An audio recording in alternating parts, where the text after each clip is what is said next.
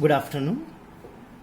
The other topic in transmission lines chapter is standing waves in open and short circuited lines. I hope you are following all my lecture classes. Standing waves in open and short circuit lines. From the concepts of transmission lines, it is known that there will be two waves. One is traveling in forward direction and other one is traveling in the opposite direction between the input end to the loaded end. Between the input end to the loaded end. At some points in the line, the two waves will always be in phase and will add. That means the wave which is moving in forward direction and the wave which is moving in the opposite direction will both at some point will add each together.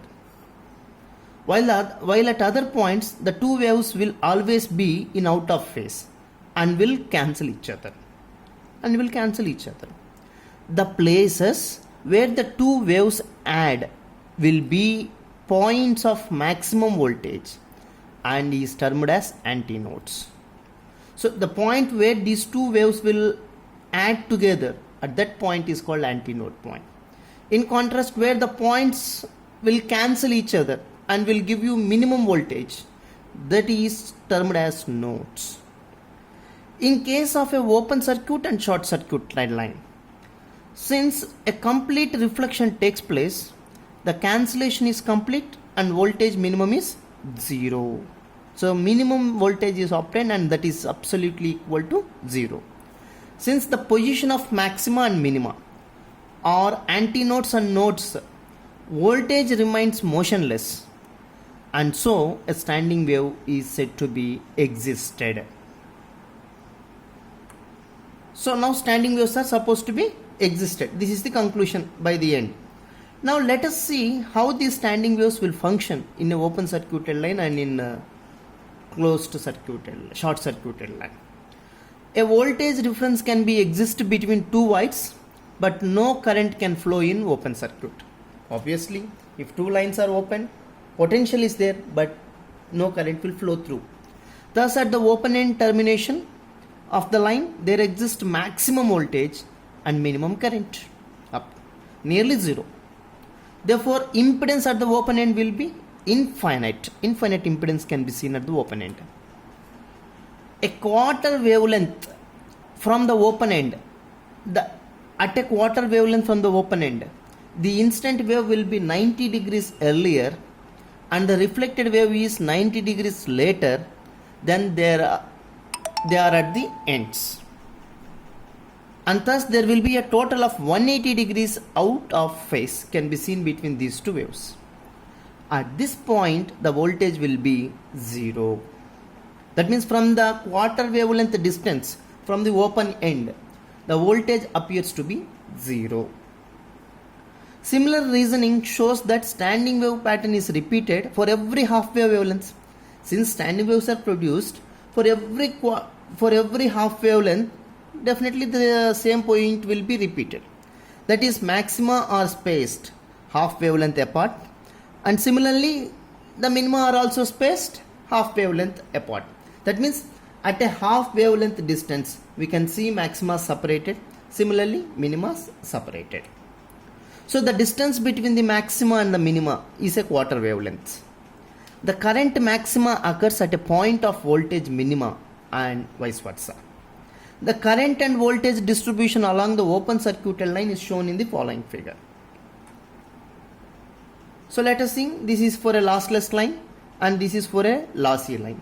The dotted line indicates, the dotted curve indicates here it is current and the dark line indicates here it is voltage.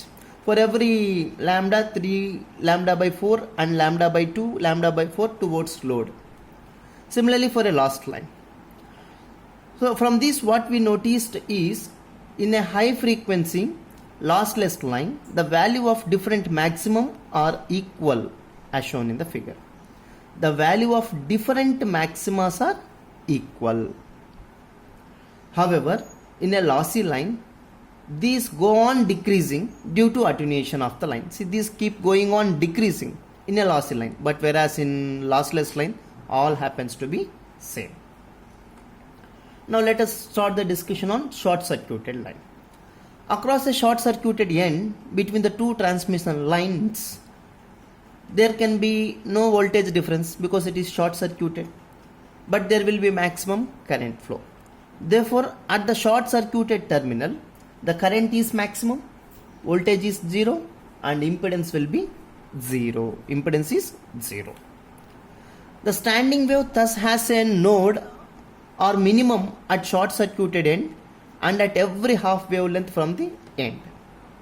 So voltage and current distributions here differ from the distributions of open circuited case only in terms of voltage and currents are interchanged.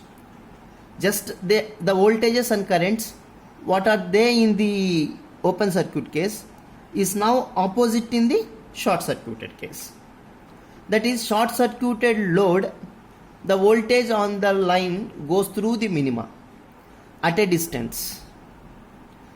The load that are even multiples of quarter wavelength, and through maxima at a distance that are odd multiples of quarter wavelength.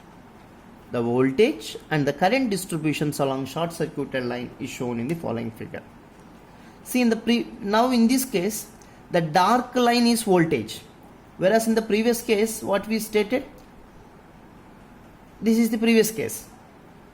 And now let's see this present case. Dark line voltage, short current for a lossless line and for a lossy line.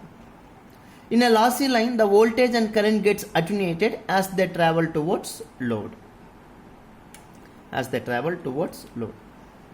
This is the end of the short circuited and open circuited lines concept.